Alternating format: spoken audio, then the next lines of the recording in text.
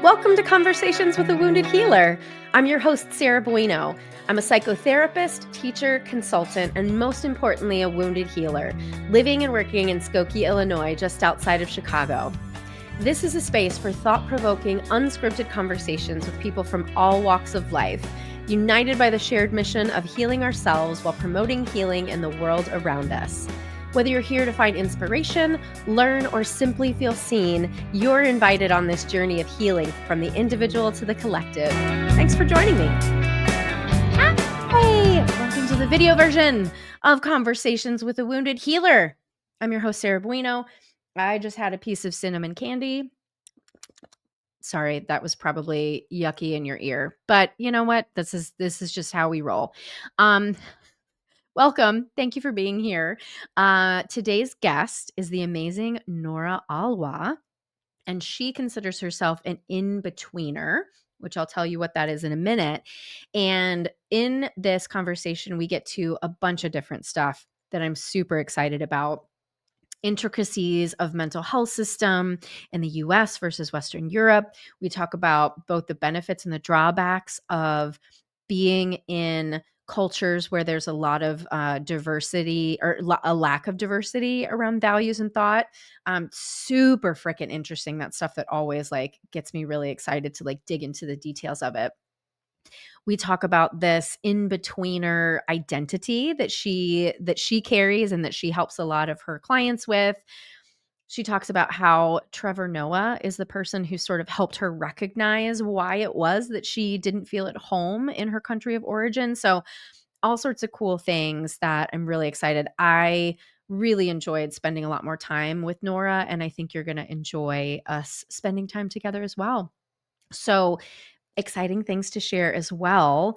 I don't know if you've listened to the podcast or if you're just a YouTube watcher, but I am being published in Psychotherapy Networker magazine. Oh my God. By the time you listen to this, it should already be out in the September-October 2025 issue. And my piece is called A Therapy Revolution: Why Healing the Healer is the Future of Mental Health. Obviously, if you are a watcher or listener of this podcast, healing the healer is something that's really important to you. So if you want to check it out, you do have to subscribe to the magazine. I do not get any kickbacks for people who subscribe to the magazine, by the way, but I am sharing it in case you want to check it out. Psychotherapynetworker.org/magazine. And it's only $12 for an entire year. It's only online. You can't get the pay or the printed version anymore. So it's a pretty good deal. You can get CEs for reading the magazine. There is a lot of good stuff in there. So if you want to check that out, let me know. And then there's another exciting thing coming that I'm totally going to wait until next month to tell you about. But I guess cat's out of the bag. I'm starting a consultation group called Tending to the Wounded Healer on a particular platform that's also going to become a sponsor of the podcast. So we'll talk about it more next month. But obviously, if you're here, that's probably your jam. So stay tuned for more details. So without further ado, Nora Alwah, coach, therapist, TEDx speaker, writer, community builder. Nora Alwah is the founder of In-Betweener, a global platform and space of belonging for those who don't fit the mold, often misunderstood, frequently overlooked, and always in between. Through In-Betweener, she helps outliers feel seen, come home to themselves, and step into their purpose. So please enjoy this lovely conversation with Nora Alwah. Hello, Nora. Welcome to Conversations with a Wounded Healer. Hi, so happy to be here. Thank you, Sarah. I'm very happy to have you and get to know you a little bit more. Totally. Yeah. So Likewise. I like to orient folks to how we met, and I just got to interview Michael Sykes from the same meeting that we had with Right Use of Mm, Power, and mm. you were another person from that crew that I connected with. We were talking about creating a personal power training, and I'm sure we'll get back to it at some point. There's just a lot happening at Rupee right now, but I was so excited to make a new friend. Absolutely. I'm so glad we can connect in this way. Yeah, and I can't I'm wait glad to to. also hear about just the connections. It's like you think one thing Yep. comes out of it and you're like, oh, and then something else comes out. I mean, again, like you said, we probably will do the training, but I just like when that happens. Yeah, same. Yeah. I'm really good at like, I don't know, I can just tell like who I resonate with really quickly. And Mm. yeah, I don't know. I'm a good podcast guest picker. Totally. Well, I'm honored to be part of it. Well, Yeah, I thank mean, I you. felt the same way in terms of like, just like chatting on the Zoom thing as the group Hmm. thing. Felt like being the like naughty kid, sending like little messages I across. know. And Side I was notes. like, I wanna connect with Sarah. Yeah. Yeah. Awesome. Well, I will have read your bio for folks before this, but how do you want to introduce yourself? How do you want people, my audience, to get to know you? Well, my name is Nora Alwah, and what is true is the most important thing for me is for people I call in-betweeners to know themselves deeply. And so, what I offer is mental health education for this population, and I'll share more about what that means. Awesome. And what's your therapist origin story?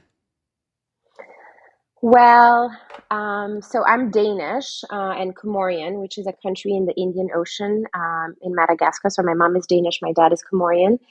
And, as healers, as wounded healers, I think I've always like known that I wanted to be a therapist slash psychologist, but I didn't think like someone like me could ever be a therapist, right? Hmm. I always thought that, um, you know, living in a country that's so homogenous like Denmark, which ironically is where I am right now. I live in New York City, but is that, I never saw anyone like me. So it really took me, quote unquote, a long time to figure out that I even wanted to be a therapist. Hmm. I remember like the first time I was living in Buenos Aires and I told this friend, I was like, oh my God, I think, and I had studied like business school and like just completely different communications. And I remember telling her, I was like, oh my God, I think I want to tell you something and I'm so scared to tell you, but I think I want to be a therapist. And she just looked at me as if it was like the most obvious thing in the world. And I was like, oh wow. And then I went on a search to figure out, okay, where do I want to study? What do I want to do? And it was really hard for me in Denmark. It's quite traditional, or in Europe, there's nothing that caught me. And then it was just like a series of different serendipitous events that led me to Naropa University in Boulder, Colorado, where Ah. yeah, I decided. And that was like, a wild thing because, especially, I mean, all Americans will not understand why I don't live in Denmark, especially when it's free education. And I would say kind of vice versa. And so, who would Hmm. want to pay for an education? Why would you want to go? To be fair, it's really actually not that easy to even study psychology or get in Denmark, even if it's quote unquote free. And Oh, psychotherapy is wow. actually not a recognized field. Like it doesn't you can't study. You have to pay for that. It's not seen as like quote unquote legitimate. Oh. So there's actually a lot of more hurdles, and sometimes it's Huh. romanticized to sound. But Yeah. long story short is that I just realized I was like, oh my god, there's this school where it's like experiential and mindfulness based, and I was like, I just couldn't believe it. And then yeah, I decided that yeah, then there was a quest, and I was like, okay. And so this is about 12 years ago, and so yeah, that's what led me. But it was always, in me in terms of like being a sensitive human being, obviously experienced my share of trauma, feeling misunderstood in my identities, and then really wanting to seek that deeper uh, understanding and tools. And obviously, I'm grateful that I was able to do it. Wow. That's so cool. I had no idea that you actually grew up in Denmark and have only been here for a relatively short period of time. Well, I don't know if it's that short because now it's actually a third. I'm 36, and it's a third of my life that I have lived in the Yeah. United States, which to me, actually, right now, being in Denmark is quite like I feel it. I mean, how Americanized I've become, or the little things here and Hmm. there. It's significant. I really feel being an immigrant, which also being a child of immigrant is all these different nuances. So um, actually, like, yeah, now it's a big part and not a part that I ever, thought. I never imagined living in the US. I'd lived in Argentina and like, but like the States had just not been, but then, it just happened. Hmm. I'd love to hear, because you said, that people from the US couldn't necessarily think about like living in Denmark and vice versa. Like what what is my question? Tell me about the differences of like how mental health is perceived Mm, and, right. just yeah, because you've got Totally. this like really cool way to look at the Yeah. world. So, and also to say, so my native languages are Danish and French. I grew up with French in the home because that's what my parents spoke together. Comoros was colonized, so the official language is Comorian. I don't speak it, but I speak French. I went to French school in Copenhagen, which I'm actually just a few blocks away from it right now, which is also Wow. the funny things. But anyways, I say that because I've always lived a bubble in a bubble, right? Like going to French school, it's very much as if Mm. I was in France, but in Denmark. And Denmark and Wow. France are just very different in terms of like France, is very, I say, but is very rigid and very intellectual. And, we go to school from like, Hmm. I don't know, 8 to 5, and we have no life. And there's just a lot of work, and it's very Wow. disciplined. And it's also what I would call in my therapeutic language it's a pretty punitive system. Oh, wow. Danish is nothing like that. Kids finish school at 1 p.m. There's like so many activities, very open. So to live in a country where the school system is so different, meaning when we went out of school, the other kids had just, finished a long time ago, right? Was Wow. such a conflict. And ironically, that's again part of what my work around being an in-betweener is that we have these in what I call these internal conflicts around identities, experiences. And so what I was experiencing was that yes, like I would be home at home, we would speak French, at school I would speak French, but then somehow there was this like almost like if I was in a movie and there was this like, would you call it coulisse in English, like a decorate, like a Oh, movie set. In wow. terms, there was just these ways that, and then of course, I'd see my grandma, my family, and other things, but there was a way that to me these worlds were, yeah, separate. Mm. So growing up in French school, French is very much a more like heady, kind of brain in terms of like the value is the intellect, right? And so is the knowing. French, schooling system is know things by heart. Like I would have to know actually in the US and Japan, all the major cities. Like I would have to memorize the most historical dates. We would get like 5 different pages and we would need to know them by Mm. heart. It's a lot of memorizing. It's a lot of knowing. We don't do a lot. Like in Denmark, you'll learn how to cook and you'll learn how to create things. Like we wouldn't do that. So, I always thought I was stupid, and because I was a sensitive kid who Oh, would cry wow. whenever my grade was bad, and the teacher would come over and say, Nora, like this is your grade, like, I get a whatever, a 12 out of 20, and that's bad, or whatever.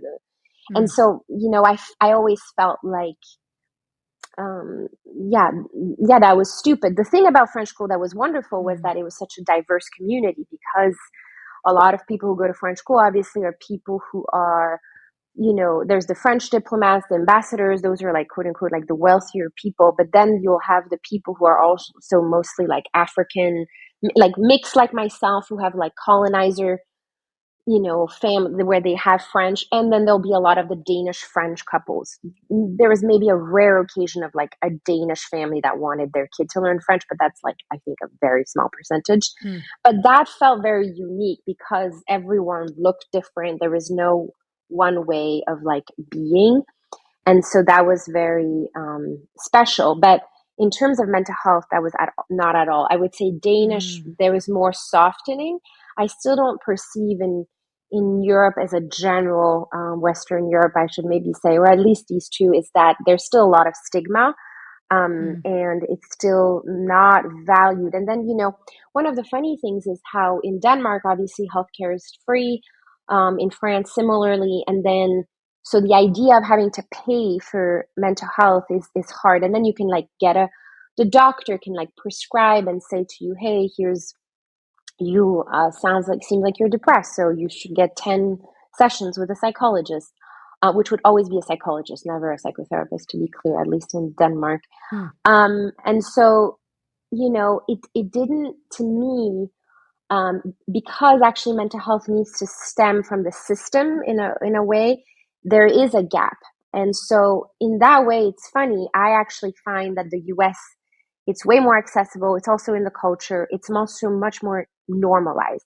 I mean, Mhm. nowadays we watch any TV show and it'll say my therapist, blah, blah, blah. Mhm. And that, I think because for good and bad, the US has such a global influence on the world, then of course I think, mental health has been more normalized, I guess, as in Europe, in Western Europe. But I still find that there is a gap. I still think, in Mm. French you'll say je vois quelqu'un, which means I see someone. I mean, which almost sounds like I'm going on a date, but no, it actually sounds like it means like it's a way of camouflaging. It's like a way of like saying, oh, you can't say that it's a therapist, or you say someone, which Mm. is so, yeah, again, there's such a shame to it. And again, and in Denmark, similarly, because if you have to like get a doctor who first says it, to get it for free, then it's just a lot of hoops. So people who are like maybe Yeah. going to quote unquote pay out of pocket, you really need to know the value, and again, there's obviously exception to this, and I do think there's way more progress, but even in the language, I mean, the Danish language, the French language, there's so many things like what can I say or not say versus in English, right? Like to me, as someone Mm. who has done therapy, I also speak Spanish.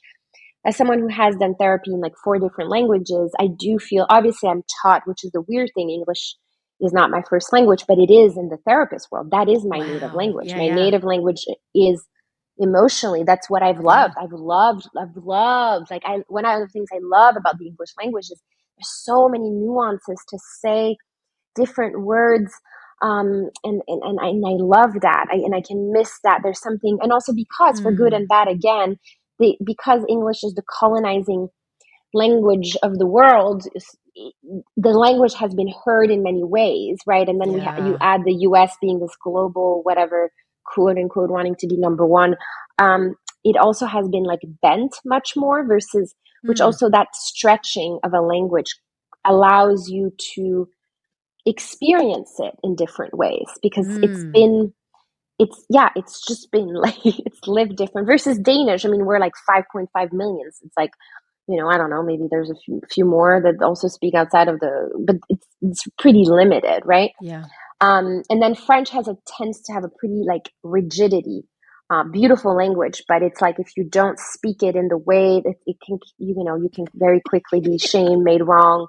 Yeah. Um, so yeah, so all of that to say that for me, I do have lots of things I can say negatively about the United States of America, but one of the Right. things I do love is yeah, the language it's provided me, and I guess it's ironic too in terms of like what I feel also set to do in terms of my mission here is to provide language for in betweeners as well, in Yeah. terms of like not feeling so alone in our experience. So yeah. Yeah.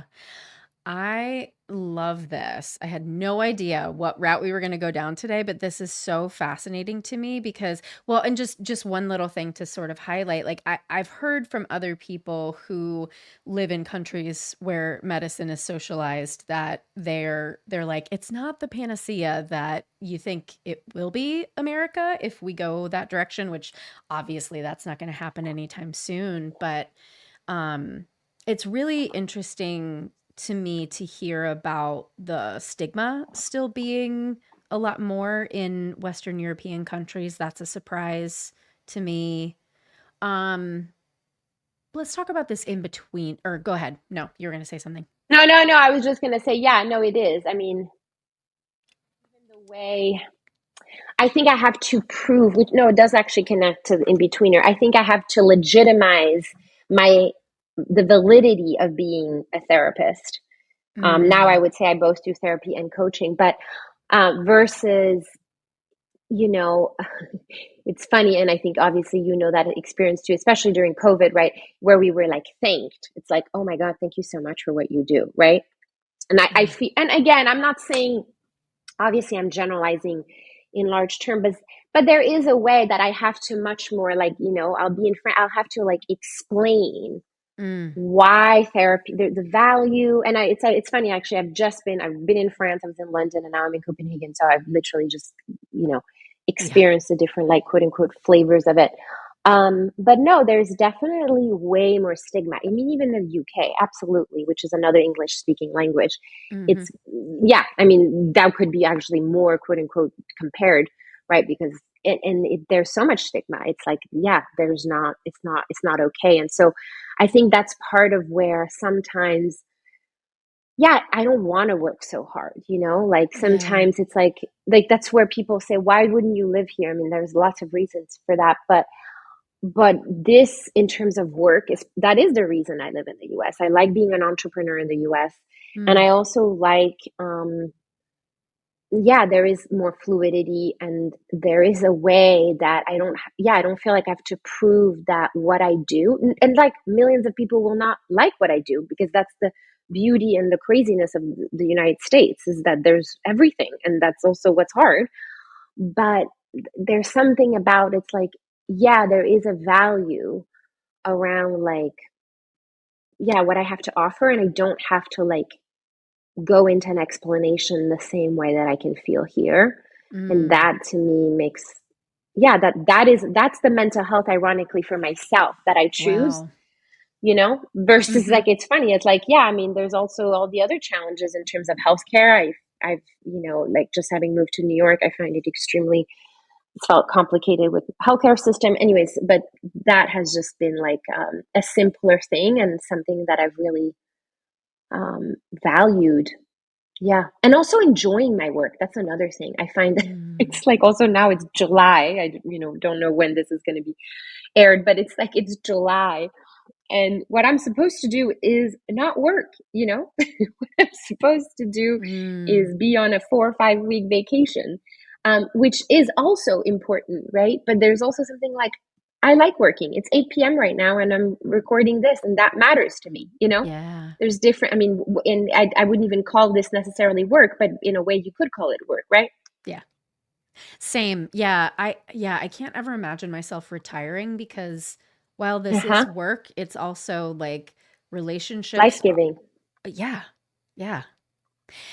Another thing I wanted to pull out from what you just said in relation to, not having to like prove that what you do is worthwhile. I really recently I've recognized how isolated I have created my life in a good way and bad ways, because basically all of my friends are therapists, or at least like Mm. very interested in mental health, and I've and also like we really share a lot of values. Like one of the things that I've really pulled out recently, I was talking about with my therapist last week, was how how much I assume that other people must Right. share the same values that I have and all this sort of stuff. Totally. And I've been sort of like smacked in the face with like one example is accountability. Like I'm working with one of my consulting clients on holding their staff members accountable. And it became clear after a while that for her, accountability was punishment. And I'm like, no, no, no, no, Mm. no. Accountability is an Mm. invitation for a deeper connection. And Mm-hmm. I'm just sort of thinking about like my childhood being raised in an environment where clearly we did not share the same values, but I didn't have the language for it then. And then now creating this world where I only have people that share my values, but still trying to communicate outside of that. It's just, and then talking about how, the English language has so many nuances. Like I don't think words matter as much anymore, because I could say something to you and you would hear it completely differently based on your lived experience and whatever it is that you're going through at the time. I'm not sure. I'm not sure how we're gonna get out of this moment other than Mm-hmm. developing a lot more nuance with each other and a Mm-hmm. lot more Totally. generosity, I think. Yeah, and I think I love that you use the word isolating as you're speaking to surrounding yourself with therapists, and also like the importance of also looking at the downside of that, right? Because we Right. also get affirmed. It's another way of being like Right. homogenous, Yeah. right? Like even for me in terms of like, oh, yeah, I mean, I notice this all the time, especially right now as I'm like spending time with non-therapists and I impose a way of speaking, a language, even, like all these sentences, which also can drive me absolutely nuts, which is part of why I moved to New York because I was living in the town with most therapists per capita, which is Boulder, Colorado, and in the United States. And it was also too much because there was also, I'm not saying that that's the truth either, but there was this thing where we will also then say things which also can sound like inauthentic, where it's like, Yeah. it's like, oh, I noticed that. Yeah, I'm really hearing that. It's like, and it's like, well, what do you want to just say, right? And that can be also what Right. refreshing, where I'm like, okay, like now, yeah, you don't know what accountability or whatever other word and language might be. And what's the value of that? Or what are other ways that healing happens? Or what are other ways? And that does feel like important and refreshing in terms of also not like buying into one way.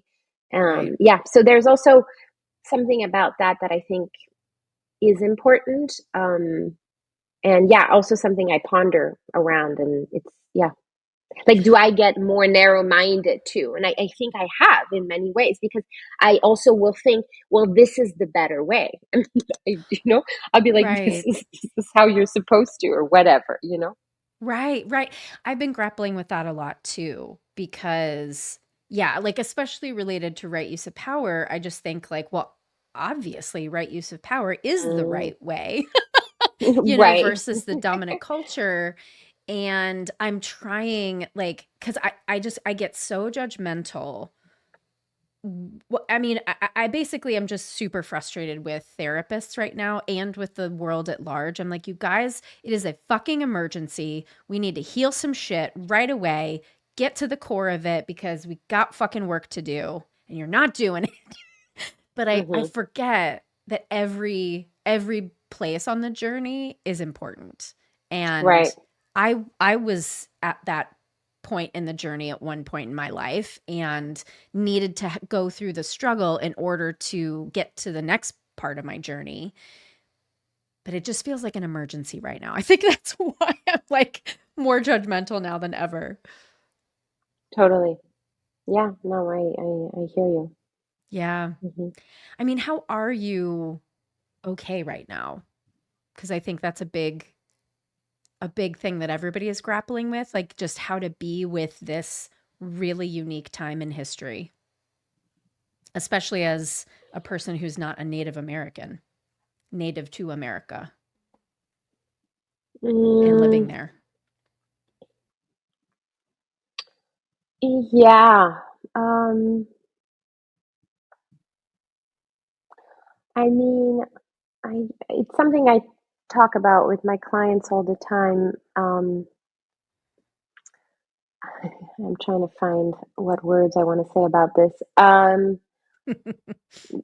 Yeah, I think for me right now, the invitation is to continue to believe in myself Mm, and people to not have fear be the thing to take over. That's how I see it. I yeah. think as someone who got my green card during the first um, presidency of Trump, Mm, that was a big deal. And especially yeah. at the time being married in a queer marriage and really being like, wow, I got it during, like, it felt, kind of like something I couldn't do. Mm, And I think there's a lot of that where for me, I also want to remind myself of like what has happened too. And I think that's what I try to, like, even yesterday, I was hanging out with my aunt and my mom, and they were talking about their parents and, living through the war. And it's just like, yeah, Mm. it's like, I think sometimes for me, there's a utopia that we are in 2025. So there should be no wars. And again, am I Right. promoting wars? That's not what I'm trying to say. Right. But I am saying that, yeah, there is going to be conflict. And yes, there are, I don't know, in the US, I find that there's something that's going to happen. There's also like a humbling that needs to happen, like on a grander scale. Yes. I But for agree. me, I need to not be scared. Am I scared of returning back now? Yes, absolutely, I Yeah. am. And I'm flying into DC and I'm like, oh my God, should I change it?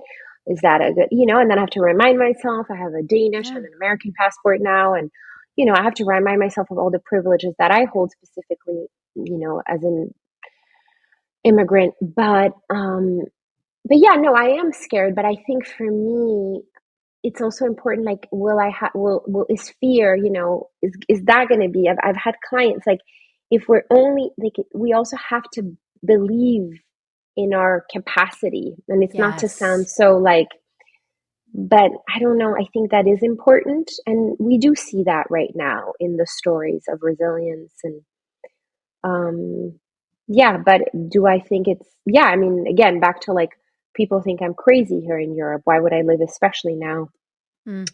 in the US. But again, there's also, Denmark cannot be compared to the US, even if Bernie Sanders wants to do that. We're talking about 5.5 millions and Right. 300 Right. and what, 50 million people. Like, that can't be compared. Like, we're not talking about the same hit. There's just thing, again, back to the nuances. It's like, yeah, Yeah. there's lots of complexity.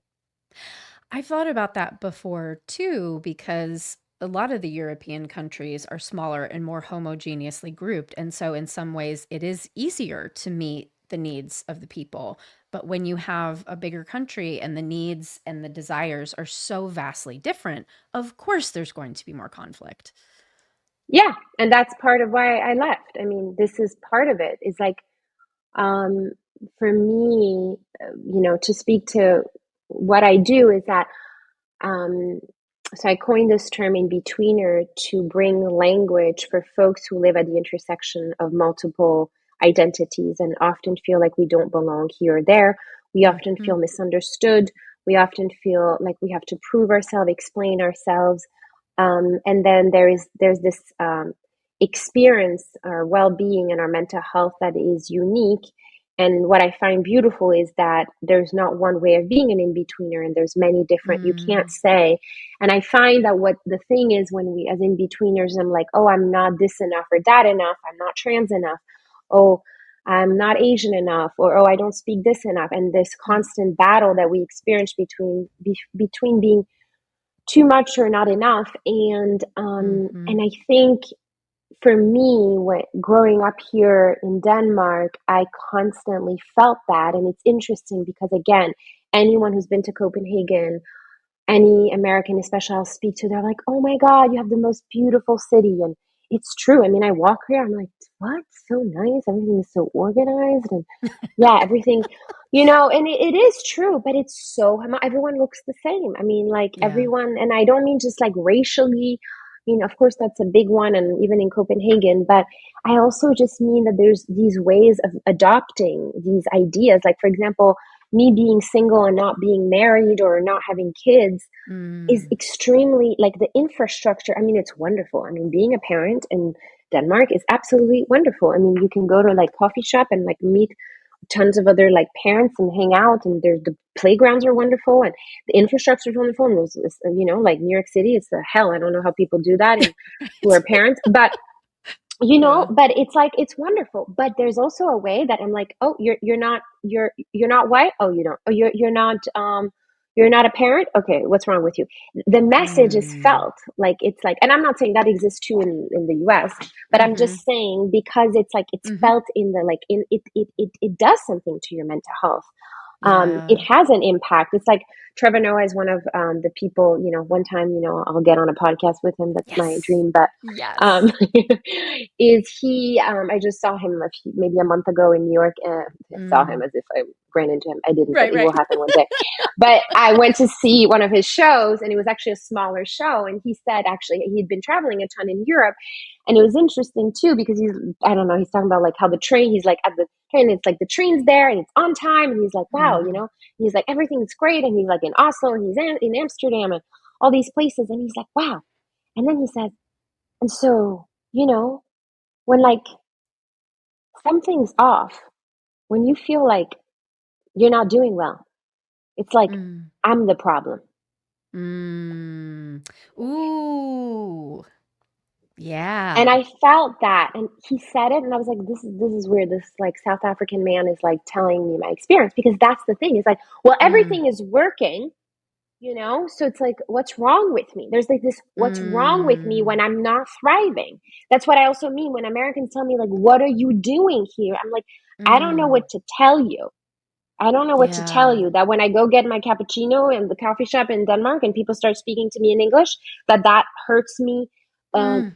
that my heart shatters in a million pieces, because Mm. to not belong in my own country is so painful, versus when Mm. Americans are like, no, you are not pronouncing it right, and I get annoyed. It's okay because it's not. But when it happens here in my home, it hurts. And so when he said Mm. that, and he was basically, he was saying how New York City is the greatest city in the world because it's the shittiest place on earth. And it was like, yeah, because it's true. There's like an edge, there's a Mm. reality, there's a truth. And again, I mean, am I saying I'm going to live in New York the rest of my, no, I'm not saying that, but I'm just saying that there's a realness, and Yeah. something about that to me, and obviously something that matters a lot to me, is honesty and depth. Authenticity.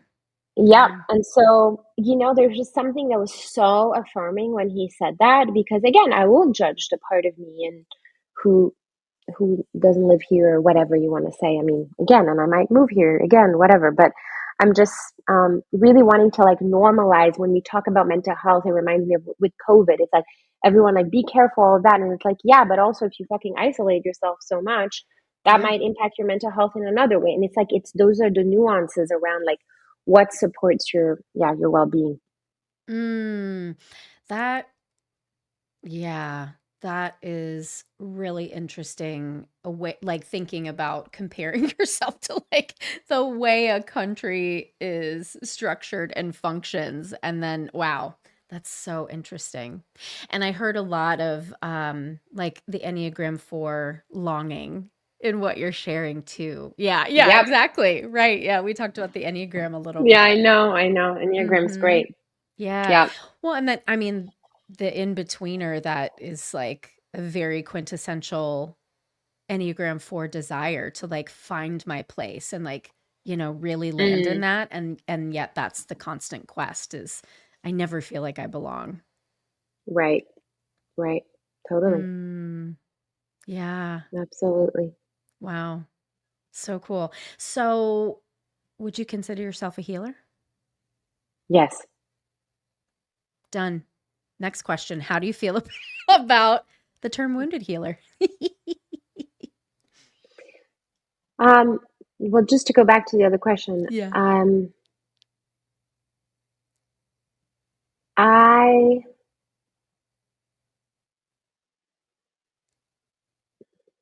mean, what I don't like about the word healer is the sense of like, oh, is it heal? Like if people perceive it as like black and white, Yeah. Mm-hmm. then that doesn't feel good. Like I healed you, no. But do I support people in healing? Yes, Um, and and it's also where I thrive, like that's something I Mm-hmm. think about again. Why do I like working? Because I like context, I like supporting, I like containers of support, and I like different forms of healing. And that's something I'm still, exploring, having done one-on-one for like over a decade, and now doing other programming that are more group and stuff. So yeah, I find, and I think it's important, like back to the question or the thing you were speaking to earlier in terms of like surrounding yourself around therapists. I think it's also important to speak to like, which obviously you bring in here as well, right? In terms of like different forms of Mm-hmm. healer. Yeah, I think whenever people say to me, "Oh my God, you do such amazing work," or whatever, or like, oh, almost like this, like that we're these selfless people as therapists, Mm. and I'm like, uh-uh. There's no Mm-mm. such thing as like a selfish deed. It's like anything I am gaining, right? And so Mm-hmm. it is thanks to my wounding, right, that I do what I do. Mm-hmm. And that's the thing for me. The approach around, I don't like the victimization, which is again whether we're talking about societal or individual. That's where personal power is super important for me around right use of power. It's like, Yep. yeah, there is going to be challenge, there's going to be pain, there's going to be trauma. For us to think that none of those things exist is living in utopia. We cannot, we need to have, yeah, there's going to be pain and pleasure, and that is life. Right. And so for me, my wounding has definitely, my pain has supported me, especially even as an in-betweener, in terms of like, I felt so alone, so misunderstood in my identities in so many different ways. And so for me, it was so important to then create a language, because speaking to like identities in a separate way didn't provide that. Mm-hmm. Um, but, and so I think I think, yeah, all of us. And I think that's important to just see that. And then I can obviously hold some criticism around, like, I think it's important that we are aware, as therapists, like, or as healers, of not putting ourselves too high on a pedestal or healing, like, I Mm-hmm. think that's when things can get a little, Mm-hmm. and also notice where we are, if work we have to be doing ourselves, and Mm-hmm. where we might project stuff. And yeah, so there's like, there's definitely, I think the humility is important, and I think it's important to not see us as like, which is part of why now I'm in the process of also moving more into coaching. And I'm not saying that coaching is better. I honestly haven't found a language that really fits me, Yeah. which obviously is speaking to my in betweenness. But the Yeah. my client the other day told me I should say coachapist. I don't know. I haven't bought it yet, but it's sweet in its own way. But yeah, but there's something around like, what I don't like is like, I don't want to victimize myself. So for Yeah. me, if wounded healer is like, oh, I'm a victim of like Right. my narcissistic and my XYZ abusive alcoholic shoo shoo shoo, I'm like, yeah, I don't view it that way. I'm not saying Yeah. pain didn't occur. I'm Right. not saying that, but I'm just saying if we're just going to live in that, we're constantly going to feel like things are happening to us versus seeing how this is supporting us. And, I am grateful. Like, I am so grateful for the work that I get to do, and that people trust me with so much depth. It's quite remarkable. I'm realizing that I think you and I think in similar ways in terms of because I'm noticing I just did it. I didn't even finish my sentence, but I've moved on to the next thought. And I get it happens all like that's just how I roll. And I'm hearing you do that. I'm following you perfectly. Great. Do you ever get people who are like, "Wait, where? How did you get from there to here?" I'm just curious because I'm kind of like working with this part of myself right now and trying to understand it a little bit better. Yeah, I mean, I will jump. And that's also why Yeah, when clients tell me, oh my God, I'm sorry, Nora, I went over here. And I was like, I am following. I don't know what you're talking about. right. But yeah, I mean, some people don't like that. I don't know. But it is something, yeah, I mean, I'm a fast processor too. So that Yeah, goes that with I it. think that's part of it. And I like telling stories. And I think, Mhm. yeah, there's like a combination of that. No, for sure. There's definitely ways that people can't quote unquote follow. But That's just so I, funny. Total aside, but like I noticed that and I was like, "Oh, yeah. Now I'm seeing it in somebody else, but I like it uh-huh. because it's Did you not not follow something I was saying, or no, I did. I followed okay? everything perfectly. Uh-huh. And yeah, there's something about the fast processing I think too. Yeah, but that's a whole other conversation we could have. But sort of back to the like idea of healing and I mean, I've been doing this podcast for over 8 years now. And so when That's you amazing. ask the same question over and over and like hear all of the different answers, I mean, this is what I want I want the field of therapy to level up, to be more nuanced, because I think that that's what the changes that are happening right now are calling us to do. You Right. know, like I'm on this conservative therapist Facebook group.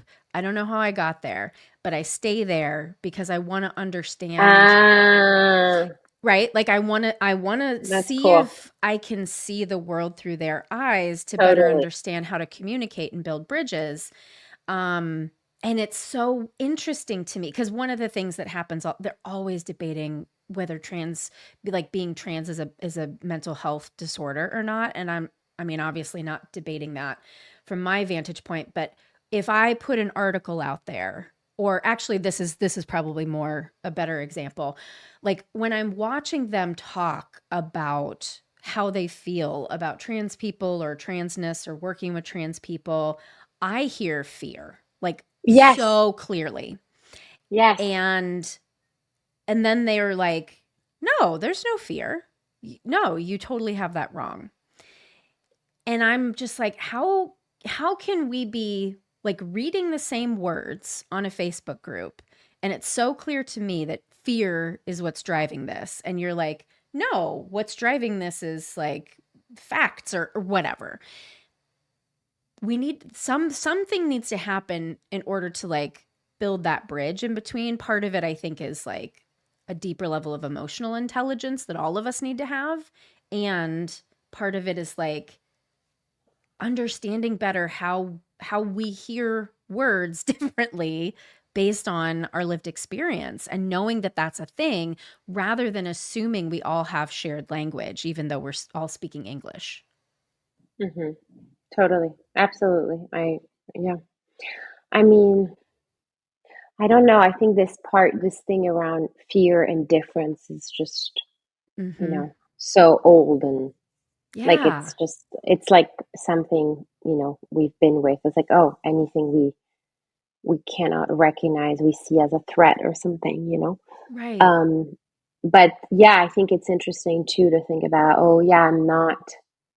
Well, it's like people saying that we're scared. It's also like understanding the nuances of what fear means, but Right, people right, be reluctant to say, why would I say I'm scared of trans people? But it's like, yeah, but you're scared. There's something you don't understand. right. And that's why exposure is so Mhm. important in terms of meeting representation. Yep. Yeah, but absolutely. It's like when we don't understand something, we just will tend to make it wrong, right? And I can think for myself of the million ways I've changed my perception of, Right. you know, different things, and it's just true. But I think it's like, yeah, if you tell the person, oh, you seem scared, like people are just going to get defensive or say, no, that's not true. But Yeah. I 100% agree with you that and I think it's like if we could connect to the fear more, we probably Yes. could get more places. But Yeah. yeah, for sure, the bridging, it would really like allow more. Mhm. Mhm. Right. And it also depends on like how people view vulnerability because I think you have to be okay with a certain level of vulnerability in order to be Yeah. willing to change your mind, right? And so if I say fear and that person thinks that vulnerability is a bad thing or weakness, then they're going to be like, "Oh, I can't," even if they know that they have fear, I can't tell you because then you're going to attack me with it. And again, back to like the idea of how I move through the world and like assuming I just I trust people until you give me a reason not to trust you. But I've realized recently that most people are the opposite of that. And I'm like, but Mm, how the fuck are we going to get anywhere right. if we Yeah. don't allow some level of generosity and trust with one another? Yeah.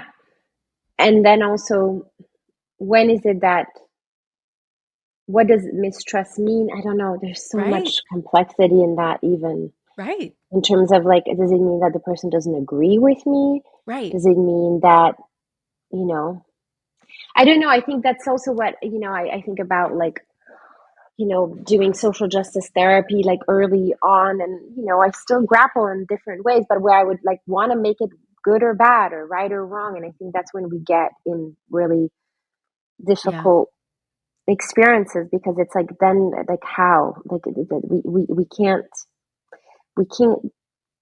do that. And again, and then it's like the conversation of like, oh, if you're too nuanced and you're skipping, and it's like, yeah, but but I totally, I agree with you, and I think that's what's beautiful of what you're saying in terms of like being on a conservative Facebook group. I'm like, oh yeah, I mean, I definitely have not like watched, like, watching Fox News or something like. Yeah, it's important. It's important in all the ways to expose ourselves to different, even if we're not. Mm-hmm. Yeah, yeah. Mm-hmm. It's a hard, Yeah. and that staying in that discomfort. Yeah, it's, yeah, Oh super yeah. hard, It is. super It fucking is hard. super hard. Yeah, but it's been a good exercise to sit with sit with the discomfort, not react, not just like call out and cancel people, cuz I could very well screenshot a bunch of stuff on that group, post it somewhere and get those people doxxed or like, kicked off a thing. I'm sure I could do that. Anybody could do that at Right. any point in time, but that's not if I really want the type of world that I say I want, that's not the way to get there. Yeah. No. Absolutely. Yeah, Humbling. right. What a world. Well, where will people find you and what do you've got something coming up that you want to share, right? Yes, and depending on when this is show, but I have a program that I call the Nest, which is a cohort of in-betweeners. So an in-betweener, yeah, is someone who lives at the intersection of multiple identities and often feel misunderstood. And so what I find is that oftentimes in-betweeners, we don't allow ourselves to actually do what we want and be Mm, who we are, because there's a sense of like, I have to be this or I have to be that. And we don't even notice the molding and the shape shifting that occurs. mm, And so, what this program is to be held in community with other in betweeners while pursuing that vision and really listening into what mm, you're here for. So, there's a in-person retreat component, but it's really an opportunity to be held, ironically, accountable to what matters to you, and really let yourself do that. And then generally, you can find more at inbetweener.com, and it's spelled with an N, and then betweener.com. And then you can hear more about different community offerings, or just wanting to just really have more resources around like what it means to be an in-betweener, what you experience, and just feeling that sense of normalization. And then my Instagram is Nora Alwah, which is NORAELWAH. amazing. Well, it was so great to get to know you in this way. Thank you for being here. Totally. Thank you so much, Sarah. I really enjoyed it. Thanks to our guest for an amazing episode. To find out more about our guests, you can visit www.headheartbiztherapy.com/podcast. You can find me at Head Heart Biz Therapy on both Facebook and Instagram. Thanks to the Jules Creative Marketing team for video editing, to Liam O'Donnell for our album art, and to Ben Mueller for our theme music. And I'm your host, Sarah Buino. Until next time, bye-bye.